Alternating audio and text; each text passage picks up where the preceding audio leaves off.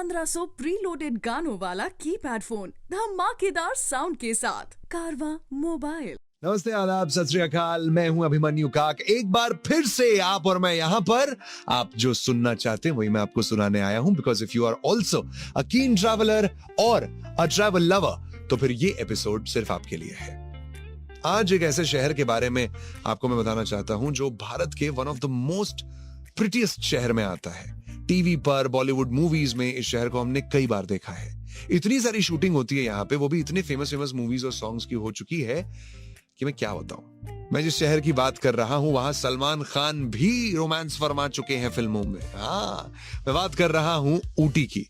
ऊटी को उटाकमंड के नाम से भी जाना जाता है और ये नीलगिरीज डिस्ट्रिक्ट की कैपिटल है जो तमिलनाडु डिस्ट्रिक्ट में पड़ती है। ऊटी का नाम टोडा वर्ड्स जैसे ओटाकलमुंड से निकला है जिसका मतलब है पहाड़ी के ऊपर घर। Ooty is basically 7,347 feet above sea level and इस शहर की खोज ब्रिटिशर्स ने की थी, वो भी 19th सेंचुरी में। ऊटी अपने टी स्टेट्स के लिए जाना जाता है और ये इतना खूबसूरत है कि इसे क्वीन ऑफ हिल्स का खिताब दिया गया है। यहाँ के T states, forests, hills and mountains, cold climate, ये सब कुछ आपको मिल जाता है। इस शहर में आने के लिए आपको बेंगलुरु या कोयम्बटूर तक फ्लाइट लेना चाहिए और वहां से आपको ऊटी ड्राइव करके आना पड़ेगा, या फिर आप अगर कैब से आ सकते हैं, टैक्सी से आ सकते हैं, बसेस से आ सकते हैं तो आप गारंटी आ सकते हैं। लेकिन ड्राइव क्यों करके आना पड़ेगा मैं ये कह रहा हूं बिकॉज रास्ते में आपको कमाल की खूबसूरती देखने मिलेगी। Like really really green and beautiful. थोड़े टेढ़े मेढ़े रास्ते जरूर हैं बैंगलोर से ऊटी तक के, लेकिन आपको 40 हेयर पिन बेंड्स या घाट्स चढ़ने पड़ते हैं एक सीनिक रोड का मजा लेने के लिए। इनफैक्ट बेंगलुरु से ऊटी के रास्ते में आपको 2 मेजर वाइल्ड लाइफ सेंचुरीज भी देखने मिलती हैं जो आप क्रॉस करते हैं, जिनका नाम है बंदीपुर और मसीनागुड़ी। जिन्हें क्रॉस करते वक्त अगर आप लकी हुए तो आपको बहुत सारे वाइल्ड लाइफ भी एक्सप्लोर करने मिल जाएंगे, जैसे मूर, डियर, बिसन, एलिफेंट्स एटसेट्रा। बहुत सारे लोग यहाँ हनीमून के लिए आते हैं और आए भी क्यों ना। ऊटी इतना रोमांटिक जो है, अरे क्लाइमेट है, परफेक्ट वेदर है और ग्रीनरी है, हल्की हल्की वो मिस्ट है, तो हनीमून तो बनता है। स्पेशली अगर यहाँ पे अक्टूबर से मार्च के बीच लोग आते हैं तो उन्हें ज्यादा मजा आता है। गर्म कपड़े रखने पड़ते हैं, रात काफी ज्यादा ठंडी हो जाती है, कैंप फायर भी जलाना पड़ता है। अप्रैल से जून के बीच weather is very pleasant. Ooty के रास्ते काफी नैरो हैं, इसलिए आप कोई भी गाड़ी ले रहे हो तो आपको ट्रैफिक में थोड़ी दिक्कत जरूर होगी। यहाँ दिन में बहुत सारे टूरिस्ट आते हैं जिसकी वजह से ये खूबसूरत हिल स्टेशन बहुत ज्यादा क्राउडेड हो रहा है। यहाँ पहुंचने के समय आपको रास्ते के दोनों तरफ नीलगिरीज दिखते हैं और आपका मन करेगा कि आप गाड़ी रोके, वहीं रुके और लाख लाख फोटोज खींच लें उसी टाइम। यहाँ आकर आपको होटल्स तो काफी सारे मिल जाएंगे और किसी भी होटल में आपको एक खूबसूरत व्यू वाला रूम भी मिल जाएगा। बजट होटल्स भी बहुत सारे अवेलेबल हैं, होम स्टेज भी अवेलेबल हैं। लेकिन वीकेंड के लिए अगर आपको यहाँ आना है, मैं कहूंगा एडवांस बुकिंग जरूर करा लीजिए, बिकॉज जो बेंगलुरु में रहते हैं उनके लिए it's a very popular weekend get away. वैसे इंडिया एक ऐसा लैंड है जहां आपको अलग अलग कल्चर्स देखने को मिलते हैं, लेकिन ऊटी का कल्चर जो है वो इंस्पायर्ड है माइग्रेंट्स से। हालांकि यहाँ की मेन लैंग्वेज तमिल है, बहुत सारे लोग यहाँ तमिल बोलते हैं, लेकिन ऐसा बहुत कम होगा कि आप किसी लोकल आदमी से मिलेंगे जो कन्नड़, मलयाली ये सब नहीं बोलता होगा। यहाँ तुलु लैंग्वेज भी बोली जाती है। लोग अलग अलग भाषा का प्रयोग करते हैं। क्योंकि ऊटी एक टूरिस्ट डेस्टिनेशन है, इसीलिए यहाँ के लोगों को आजकल इंग्लिश भी सीखनी जरूरी हो गई है। उन्होंने इनफैक्ट स्टार्ट भी कर दिया है। अगर उन्हें इंग्लिश बोलना नहीं भी आया, लेकिन फिर भी वो काफी हद तक इंग्लिश समझ लेते हैं। हिंदी भी यहाँ के लोग समझ लेते हैं, भले ही हिंदी बोलते ना हो, बट दे डू अंडरस्टैंड। अलग अलग कल्चर्स के लोग यहाँ रहते हैं, अपने अलग अलग फंक्शन सेलिब्रेट करते हैं, धूमधाम से सेलिब्रेट करते हैं। It's a cosmopolitan tourist spot. यहाँ के लोगों की मेन ऑक्यूपेशन है फार्मिंग। यहाँ की महिलाएं टी स्टेट्स में काम करती हैं और आदमी खेतीबाड़ी संभालते हैं। क्योंकि ऊटी एक पॉपुलर टूरिस्ट डेस्टिनेशन है, इसीलिए इकोनॉमी भी अब यहाँ की टूरिज्म की वजह से राइज होने लगी है। स्टैंडर्ड ऑफ लिविंग पहले से बहुत बेहतर हो गया है, लेकिन इतनी मॉडर्निटी आ जाने के बावजूद भी ऊटी का इकोसिस्टम खराब नहीं हुआ, क्योंकि यहाँ के लोगों ने खराब होने ही नहीं दिया। अच्छे अच्छे वेजिटेबल्स अभी भी ग्रो करते हैं। The veggies are so fresh, मैं क्या बोलूं। ऊटी में ब्रोकली, रेड कैबेज, जुकीनी, ये सब टाइप के वेजिटेबल्स ग्रो होते हैं और जिन्हें शहरों में एक्सपोर्ट किया जाता है। जब मैं ऊटी आया तो फिर यहाँ के रास्ते से गुजरा तो मैंने ढेर सारी सब्जियां खरीदनी और मैं ये चाह रहा था कि मैं सब सब्जियां कच्ची खा लूं। चलिए बात करते हैं यहाँ पे देखने वाली जगहों के बारे में। ऊटी काफी छोटा सा शहर है और यहाँ पर 4-5 रात रहना काफी है। हाँ, अगर यहाँ का मौसम आप एंजॉय करना चाहते हो आप 10 दिन भी रह सकते हो, लेकिन अगर आप रह रहे हो the first destination has to be Ooty botanical gardens. 1847 में लेट डाउन किया गया ये बोटानिकल गार्डन कम से कम 22 एकड़ लैंड में स्प्रेड आउट है। यहाँ कम से कम 650 स्पीशीज ऑफ प्लांट्स, ट्रीज और फॉसिल्स है। इनफैक्ट यहाँ पाया गया फॉसिल 20 मिलियन ईयर्स तक पुराना है। बोटानिकल गार्डन जाने के लिए आपको एंट्री फीस जरूर देनी पड़ेगी। यहाँ हर एक पेड़ में उस पेड़ के बारे में सारी डिटेल्स मार्क किए गए हैं, कितने साल पुराना पेड़ है, उसका नाम क्या है, वो कैसे ग्रो किया गया था, ये सब कुछ। उसके अलावा ये सभी पेड़ किस काम आते हैं ये सब भी आपको वहीं पे दिख जाएगा। ये टूरिस्ट और नेचर लवर्स के लिए फेवरेट स्पॉट है। मुझे याद, जब मैं पहली बार यहाँ गया था तो मुझे कम से कम 4 घंटे लग गए थे इस गार्डन को पूरी तरह से एक्सप्लोर करने के लिए, because I was so interested to know about every tree and its use.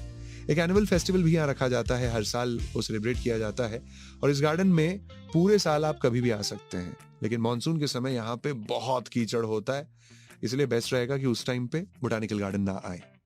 किसी भी आदमी से ऊटी के बारे में पूछोगे तो सबसे पहले वो बोटानिकल गार्डन में ही आने को सजेस्ट करेगा। यहाँ अगर आते हैं तो एक लॉन्ग वॉक के लिए प्रिपेयर रखिएगा अपने आप को, क्योंकि यहाँ गलियारों का आना मना है। टी फैक्ट्री, ऊटी आके टी गार्डन्स को घूमना बहुत इंपॉर्टेंट है और टी गार्डन्स जाना कौन पसंद नहीं करता। टी फैक्ट्री भी एक बहुत ही अमेजिंग जगह है जहां पे आप जा सकते हैं और वहां पे जो चाय का अरोमा है वो बहुत ही अमेजिंग होता है। पूरा समय वो टी फैक्ट्री उस चाय के अरोमा से महकती रहती है। यहाँ पर आप किसी एम्प्लॉय से रिक्वेस्ट करें तो वो चाय कैसे बनाई जाती है वो पूरा प्रोसेस आपको दिखा भी सकता है और सिखा भी सकता है। लास्ट में आप यहाँ चाय ले सकते हैं, खरीद सकते हैं, पी सकते हैं। यानी चाय के अगर आप दीवाने हैं, जिसे मैं इंडिया का नेशनल ड्रिंक मानता हूं, तो this is a treat for you. Doddabetta park, ये ऊटी के खूबसूरत हिल्स में समाया एक ऐसा पार्क है जहां आप गाड़ियां तो नहीं लेके जा सकते, लेकिन हाँ, हजारों टूरिस्ट यहाँ पे वॉक करते करते आते हैं क्योंकि इसकी लोकेशन इज एब्सोल्युटली पिक्चरस्क और यहाँ के व्यूज जो हैं वो बहुत खूबसूरत है। बड़े बड़े पहाड़ यहाँ से देखने मिलते हैं और क्या कमाल का वो व्यू होता है जिसकी आप पिक्चर लेना चाहेंगे देखते ही। डोडा का मतलब है बड़ा और बेटा का मतलब है माउंटेन। यहाँ इस पीक में काफी सारे ट्रेकर्स ट्रैक करना पसंद करते हैं और ट्रैक के बाद जब उन्हें ये व्यू मिलता है तो वो अचंभित रह जाते हैं। ऊटी में दरअसल 24 पीक्स हैं, लेकिन डोडा बेटा यहाँ का सबसे हाईएस्ट पीक है।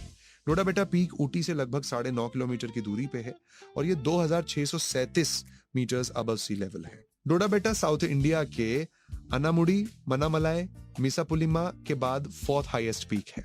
अवलांचे लेक, ऊटी की अवलांचे लेक फैमिलीज के लिए एक परफेक्ट लोकेशन है।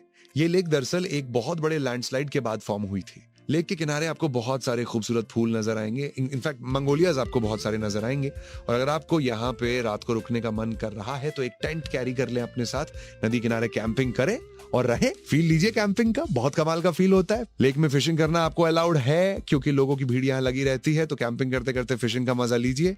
इस लेक के आसपास सराउंडिंग में माउंटेन ट्रेकर्स जो हैं वो लोग अच्छी अच्छी जगह पे अपने कैंप्स लगा के बैठे रहते हैं, so you will get a good company to talk also. Lake को विजिट करने का बेस्ट टाइम्स है मॉनसून के बाद। आसपास के फूल खिले रहते हैं, लेकिन जाने के समय कुछ गर्म कपड़े जरूर साथ रख लें क्योंकि ठंड लगती है तो बहुत ज्यादा लगती है यहाँ पे। गवर्नमेंट रोज गार्डन, फूल किसे पसंद नहीं है, और अगर कुछ खास हो उस गुलाब में तो उसे देखने का मजा कुछ और होता है। ऊटी का जो प्राइड है वो यहाँ के रोज गार्डन में बसा हुआ है। ऊटी का रोज गार्डन दुनिया भर के मौजूद 35 एलीट रोज गार्डन्स में से एक माना जाता है। वर्ल्ड फेडरेशन ऑफ रोजेस ने इस गार्डन को साउथ एशिया के अंदर का गार्डन ऑफ एक्सीलेंस अवार्ड दिया है। इस गार्डन में 20,000 से भी ज्यादा रोजेस की वैरायटीज हैं। बाप रे बाप, इनफैक्ट दुनिया का वन ऑफ द बेस्ट और वेल मेंटेन गार्डन्स में से एक है ये। ऊटी का जो वेदर है वो रोजेस की ग्रोथ के लिए एकदम आइडियल है और रोजेस अलग अलग कलर के हैं। इनफैक्ट यहाँ पे आपको ब्लू कलर के रोजेस भी देखने मिलते हैं। हाँ, मन तो बहुत कर रहा था कि तोड़ लूं एक और अपने पास रख लूं, लेकिन they are very strict, they just don't allow. आप बस इनको दूर से देख सकते हैं, निहार सकते हैं, इनके साथ तस्वीरें ले सकते हैं। पाइकारा रिवर, मुकुर्ती पीक में ओरिजिनेट करने वाली ये पाइकारा रिवर और पाइकारा वाटरफॉल्स का पानी जब ऊटी माउंटेन्स में अपना रास्ता बनाते हुए नीचे आता है तो ये नजारा पागल कर देने वाला होता है। ओफ, it is so good. Ooty से 20 किलोमीटर दूर लोकेटेड है पाइकारा रिवर और मैं बता दूं कि ये ऊटी मैसूर रोड पे ही लोकेटेड है। आजकल इस लेक को अच्छे से डेवलप किया गया है और इसे एक पिकनिक स्पॉट बना दिया गया है। यहाँ फैमिलीज अपने बच्चों को लेके आती है, पिकनिक बनाने आती है, टाइम स्पेंड करने आती है। लेक के साथ एक बोट हाउस है ताकि आप लेक में बोटिंग कर सकें, और जब बोटिंग करके आप थक जाएं तो फिर आप उस रेस्टोरेंट का मजा ले सके जो बोट हाउस पे बनाया गया है। नदी के क्रॉस एक डैम है, पावर हाउस भी बनाया गया है, पानी कंट्रोल में रह सके रिवर का, इसलिए सिक्योरिटी रीजंस के लिए ये बहुत इंपॉर्टेंट भी है। Power house hydro electricity generate करने में मदद करता है। पाइकारा लेक ऊटी की एक मस्ट विजिट अट्रैक्शन है। जैसे ही इसका पानी माउंटेन से नीचे उतरता है, ये 2 वाटरफॉल्स बनाती है। पहला वाटरफॉल्स 55 मीटर्स की हाइट, दूसरा बड़ा है 65 मीटर्स की हाइट। पाइकारा के पास जाएं तो आप वहां टोडा सेटलमेंट्स देख सकते हैं, उसके लिए भी वो फेमस है। यहाँ पे आप जब भी आए कुछ गर्म कपड़े रखें, क्योंकि गर्मी हो या सर्दी, ये वाटरफॉल के किनारे, नदी किनारे आपको ठंड लगेगी ही लगेगी। हाँ, मॉनसून्स के दौरान ये वाटरफॉल से दूर ही रहे तो अच्छा है, क्योंकि आप नेचर को कभी चैलेंज नहीं कर सकते। ये पानी का लेवल बहुत ज्यादा बढ़ जाता है, स्पेशली यहाँ के वाटरफॉल्स में पानी बढ़ जाता है। टूरिस्ट के लिए, किसी भी इंसान के लिए it can be a little dangerous. Ooty lake ये एक आर्टिफिशियली कंस्ट्रक्टेड लेक है और यहाँ की सराउंडिंग्स भी मैन मेड है। इस लेक को ओरिजिनली फिशिंग के लिए बनाया गया था, लेकिन फिर ये एक टूरिस्ट का फेवरेट स्पॉट बन गया। ये लेक बहुत ही कमाल की लेक है और यहाँ सराउंडिंग्स में शाम के वक्त लोग साइकिलिंग कर रहे होते हैं। अच्छा लगता है सुबह सुबह देखना, मॉर्निंग वॉक कर सकते हैं यहाँ आके आप। ऊटी लेक पहले जितना बड़ा हुआ करता था वो उससे काफी छोटा हो गया है, क्योंकि इसके आसपास बिल्डिंग्स, घर, रेस कोर्स सब कुछ बना दिया गया है। लेकिन लेक के आसपास समर टाइम की बोट रेसेस और बोट पीजेंट्री ऑर्गेनाइज की जाती है, जिसे देखने पूरा ऊटी पहुंच जाता है। इस लेक में एक बोट हाउस है जो बहुत ही अमेजिंग है और वहां लोगों को बोटिंग करना भी बहुत पसंद है। अलग अलग शॉप्स भी आपको यहाँ मिलती है, जहां से आप यूकलिप्टस ऑयल, शॉल्स एक्सेट्रा ये सब कुछ खरीद सकते हैं। एमरल्ड लेक, ये लेक एमरल्ड विलेज के पास लोकेटेड है, जो ऊटी से लगभग 20 से 22 किलोमीटर दूर है। ये लेक नीलगिरीज डिस्ट्रिक्ट की एक साइलेंट वैली नेशनल पार्क का हिस्सा है। ये बहुत ही काम लेक है, सराउंडिंग्स बहुत साफ हैं, बहुत ही खूबसूरत नजारा है देखने वाला। ये साउथ इंडिया का एक अनएक्सप्लोर्ड और वर्जिन लेक है। बहुत सारे टूरिस्ट यहाँ पे नहीं जाते, लेकिन ऊटी लवर्स के लिए this is an ideal spot. यहां आपको ऊटी के टी गार्डन्स का व्यू मिलता है, या मान लो नेचर लवर्स के लिए ये एक पैराडाइज है और यहाँ आके आपको लोग बैठे हुए मिलते हैं, आनंद लेते हुए मिलते हैं, सनलाइट लेते हुए मिलते हैं, ठंड का मजा लेते हुए मिलते हैं। अलग अलग टाइप का फ्लोरा, फौना, ये सब आपको यहाँ देखने मिलता है। अगर आप चाहें तो आप यहाँ फिशिंग कर सकते हैं, साथ ही अपनी फेवरेट बुक पढ़ने का मजा ले सकते हैं। Trust me, reading at this lake feels entirely different feeling. Ooty mountain railway, Ooty की माउंटेन रेलवे को नीलगिरीज माउंटेन रेलवे भी कहा जाता है। ऊटी में आपको बाकी सब कुछ अच्छा लगे या न लगे, लेकिन इस ट्रेन जर्नी की एक्सपीरियंस बोरिंग लग ही नहीं सकती। ऊटी माउंटेन ट्रेन एकमात्र ट्रेन है पूरे साउथ इंडिया में जो डेली ऑपरेट करती है। ये ट्रेन डेली की एक टू एंड फ्रो जर्नी करती है, लेकिन समर्स के वक्त इसकी फ्रीक्वेंसी इंक्रीज हो जाती है, क्योंकि टूरिस्ट्स की वजह से इसकी डिमांड बहुत ज्यादा बढ़ जाती है। ये train journey is definitely worth it. Second class tickets आपको इसमें मिल जाएंगी, आप एंजॉय कर सकते हैं। फर्स्ट क्लास भी मिल जाएंगी, वो भी एंजॉय कर सकते हैं। पहले इस ट्रेन का इंजन जो है वो एक स्टीम लोकोमोटिव इंजन था, लेकिन आजकल इसको डीजल इंजन में बदल दिया गया है ताकि ट्रेन को ये अच्छे से खींच पाए। ट्रेन के कैरेजेस हमेशा ब्लू और क्रीम कलर में रंगे हुए होते हैं। ऊटी शहर के आसपास काफी सारी जगहें हैं जहां as a weekend getaway explore कर सकते हैं, जैसे कि मसीनागुड़ी, बंदीपुर, कुनूर एटसेट्रा। अगर आप ऊटी अच्छे से एक्सप्लोर करना चाहते हैं तो अपनी गाड़ी निकालें, ऊटी के रास्तों में ड्राइव करना स्टार्ट कर दें। मुझे पर्सनली ऊटी बहुत ज्यादा पसंद है। हर समय धुंध रहती है वहां, हल्की हल्की। जो ट्रैफिक है वो कम होता है ऑड आवर्स पे। कुछ दूर जाने के बाद धुंध खत्म हो जाती है, टी गार्डन स्टार्ट हो जाते हैं। एसी की यहाँ पे कभी जरूरत नहीं पड़ती। शीशे खोल के ड्राइव करिए, हाथ बाहर निकाल के ड्राइव करिए, जो फील है वो बहुत अमेजिंग। वो ठंडी हवा जब स्किन को छूती है, हाथों को, चेहरे को, इट्स जस्ट इंसेनली ब्यूटीफुल।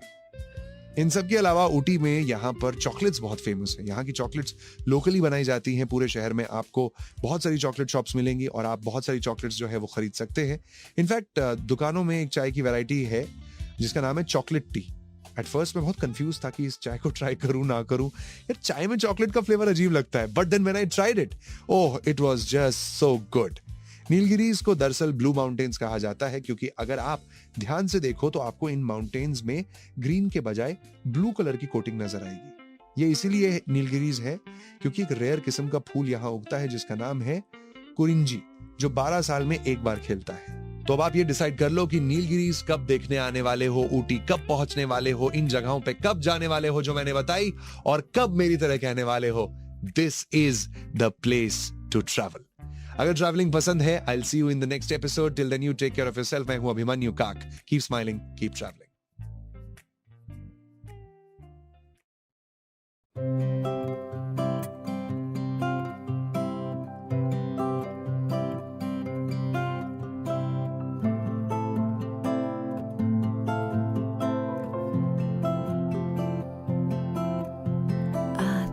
जाते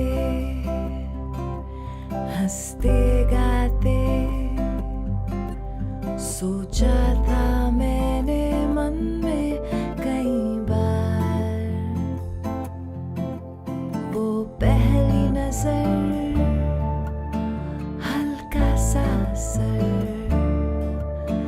करता है क्यों इस दिल को बेकरार। रुक के चलना, चल के रुकना, ना जाने तुम्हें है किसका इंतजार। तेरा वो यकीन कहीं मैं तो नहीं, लगता है यही क्यों मुझको बार बार।